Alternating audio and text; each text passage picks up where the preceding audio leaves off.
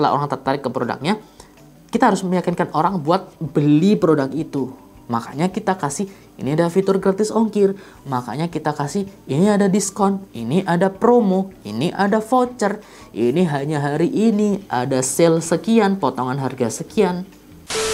Halo teman-teman, di video sebelumnya sudah aku share tentang tips gimana caranya biar jualan kita laris. Kemudian aku juga sudah kasih contohnya seperti apa. Gimana cara membaca data dan apa kalau misalnya data ini kurang, langkah apa yang akan kita lakukan selanjutnya. Kalau kalian belum nonton, cek aja link di description box di bawah untuk nonton videonya sebelum masuk ke video ini.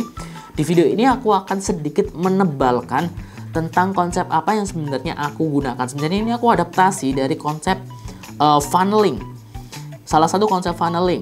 Nah, konsep funneling ini sebenarnya digunakan oleh banyak sekali penjual online, baik itu penjual kelas bawah yang masih awal-awal atau pemula sampai yang udah gede sekalipun. Cuman kalau yang udah gede mungkin sudah diadaptasi sedemikian rupa gitu kan, konsepnya udah berkembang jauh banget gitu kan. Tapi di sini aku akan share konsep dasarnya aja, funneling itu kayak gimana. Jadi funneling itu ada banyak sekali jenisnya. Yang paling gampang adalah konsepnya AIDA. AIDA itu adalah attention atau awareness, kemudian interest, desire atau decision, kemudian action.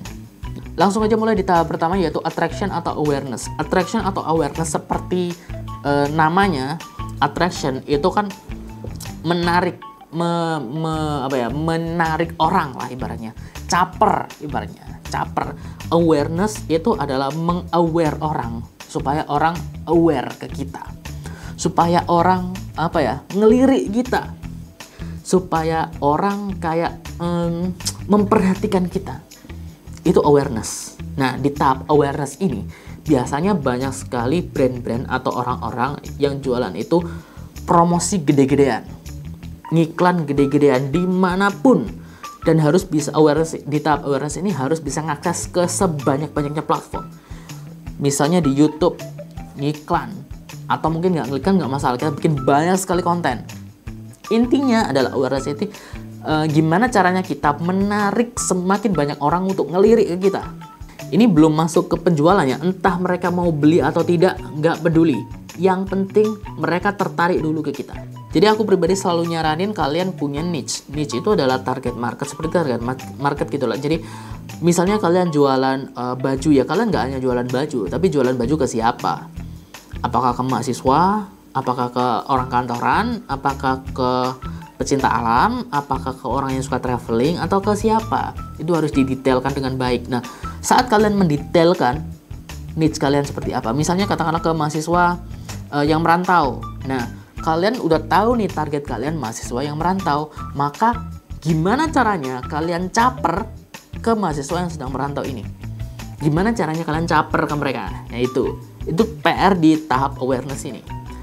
Apakah biasanya kalau misalnya kalian caper, itu biasanya kan kalian harus tahu nih si target kita ini sukanya apa, ya kan?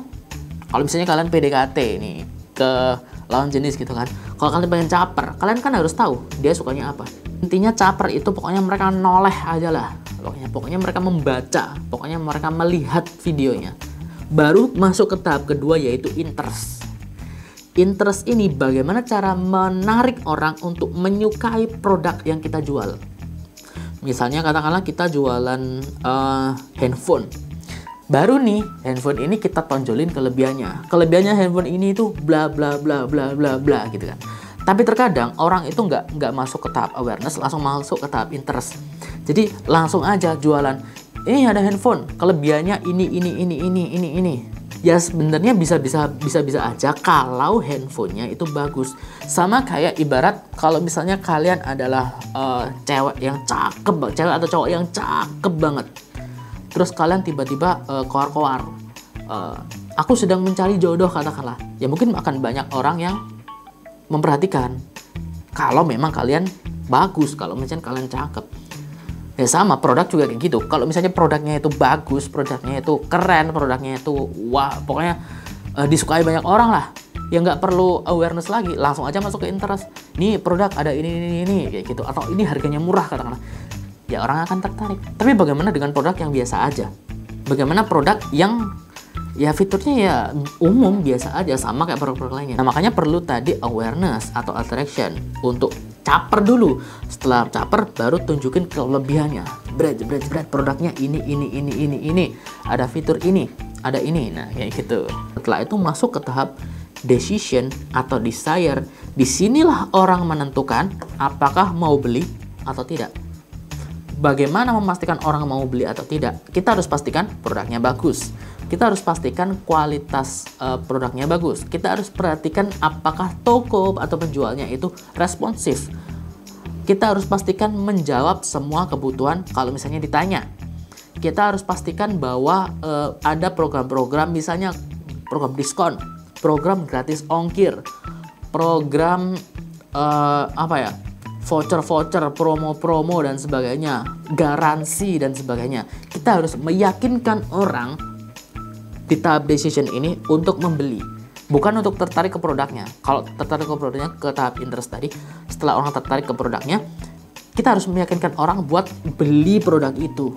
Makanya kita kasih, ini ada fitur gratis ongkir, makanya kita kasih, ini ada diskon, ini ada promo, ini ada voucher, ini hanya hari ini, ada sale sekian, potongan harga sekian. Nah, setelah dikomunikasikan seperti itu, barulah masuk ke tahap action pada saat pembelian. Nah, urusan pembelian, kalau misalnya kita sebagai affiliate marketing, maka itu bukan urusan kita. Itu sudah masuk ke tokonya, ya kan? Kalau sudah ke action, itu masuk ke tokonya. Nah, toko ini, kalau misalnya kalian adalah sebagai penjual atau sebagai orang yang benar-benar punya barangnya, di action ini kalian harus mempermudah orang untuk melakukan action, melakukan check out katakanlah. Misalnya katakanlah kurirnya ini harus lengkap semuanya kalau bisa. Gitu. Terus pengirimannya juga harus cepat. Kalian harus memastikan pengiriman cepat. Kemudian kalau COD berarti kalian harus pastikan barangnya ini bagus.